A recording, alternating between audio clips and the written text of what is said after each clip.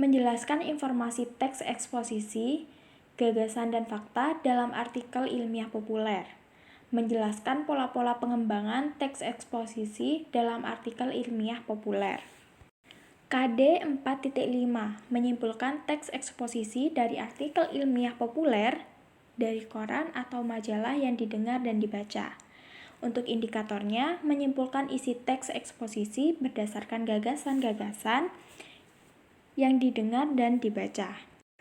Untuk tujuan pembelajarannya adalah setelah mengikuti proses pembelajaran, peserta didik diharapkan dapat mengidentifikasi informasi teks eksposisi dengan benar. Yang kedua, setelah mengikuti proses pembelajaran, peserta didik dapat mengidentifikasi pola-pola pengembangan teks eksposisi dengan benar. Yang ketiga, setelah mengikuti proses pembelajaran, peserta didik dapat menyimpulkan isi teks eksposisi berdasarkan gagasan-gagasan yang didengar dan dibaca dengan benar. Masuk ke materi inti, yaitu unsur-unsur teks eksposisi. Nah, di sini unsur-unsurnya ada 4, yaitu yang pertama adalah masalah, gagasan, fakta, dan juga simpulan. Yang pertama adalah masalah. Dalam teks eksposisi terdapat masalah yang sedang ditanggapi oleh penulis. Masalah tersebut diangkat oleh penulis dari kehidupan masyarakat. Yang kedua adalah gagasan atau pendapat. Maksudnya, penulis menyampaikan pendapat terhadap masalah yang sedang berkembang di tengah kehidupan masyarakat. Yang ketiga adalah fakta. Maksudnya di sini adalah untuk memperkuat pendapatnya dan juga meyakinkan pembaca, seorang penulis tadi harus mengemukakan argumen atau alasan yang berupa fakta atau bukti nyata yang ada di tengah masyarakat. Yang terakhir ada simpulan. Di akhir teks penulis menyampaikan simpulan atau masalah yang sedang ditanggapinya. Simpulan ini berupa sikap penulis terhadap masalah. Selanjutnya ada pola-pola pengembangan teks eksposisi. Nah, untuk pola-pola pengembangannya di sini ada 9. Yaitu yang pertama ada umum khusus atau yang biasa disebut deduktif. Deduktif di sini merupakan paragraf yang dikembangkan dengan menempatkan kalimat utama di awal paragraf. Kalimat utama tersebut berisi pernyataan yang bersifat umum. Kalimat-kalimat selanjutnya merupakan penjelas yang berisi hal-hal yang bersifat khusus sebagai perinci dari pernyataan umum yang dinyatakan pada kalimat pertama. Yang kedua ada khusus umum atau yang sering disebut induktif. Merupakan paragraf yang dikembangkan dengan menempatkan kalimat utama di akhir. Kalimat-kalimat sebelumnya merupakan kalimat-kalimat penjelas yang berisi hal-hal khusus yang berupa fakta, bukti, atau contoh. Kalimat terakhir sebagai kalimat utama merupakan simpulan yang bersifat umum yang mencangkup hal-hal khusus yang dinyatakan pada kalimat-kalimat sebelumnya. Yang ketiga ada campuran.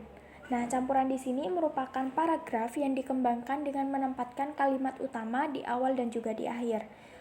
Paragraf ini merupakan campuran dari paragraf deduktif dan juga induktif. Kalimat pertama sebagai kalimat utama berisi pernyataan umum. Kalimat selanjutnya merupakan kalimat penjelas yang berisi hal-hal khusus. Kalimat terakhir sebagai utama berisi pernyataan pada kalimat pertama. Yang keempat ada perbandingan. Perbandingan di sini merupakan paragraf yang dikembangkan dengan membandingkan dua hal yang memiliki beberapa persamaan. Kalimat-kalimat yang membangun paragraf itu berisi persamaan-persamaan tentang dua hal tadi. Yang kelima ada pertentangan. Pertentangan di sini merupakan paragraf yang dikembangkan dengan membandingkan dua hal yang memiliki perbedaan-perbedaan. Kalimat-kalimat yang membentuk paragraf itu berisi perbedaan tentang dua hal tersebut. Selanjutnya yang keenam ada sebab akibat. Nah, sebab akibat di sini merupakan paragraf yang dikembangkan atau dimulai dengan kalimat yang menyatakan sebab terjadinya peristiwa.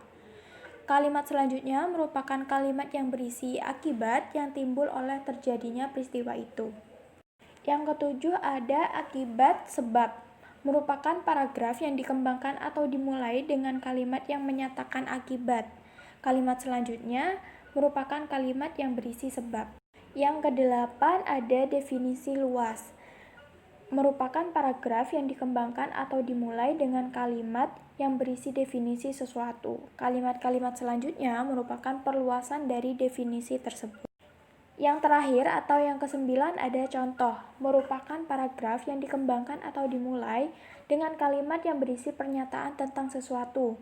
Kemudian diikuti kalimat-kalimat yang berisi contoh-contoh atas pernyataan itu. Saya akhiri pertemuan kita pada pagi hari ini. Apabila dari teman-teman ada yang belum paham terkait materi kita pada pagi hari ini, saya persilakan kepada teman-teman untuk mencari informasi dari mana saja, bisa dari temannya, bisa dari internet, bisa dari buku, dan lain sebagainya. Untuk tugas kita pada pagi hari ini silahkan dilihat di modul. Dan saya juga ingin mengingatkan kepada teman-teman yang merasa belum mengumpulkan tugas 1, tugas 2, tugas 3, tugas 4, dan juga ulangan harian kepada saya, dimohon untuk segera mengumpulkan. Saya akhiri, terima kasih. Assalamualaikum warahmatullahi wabarakatuh.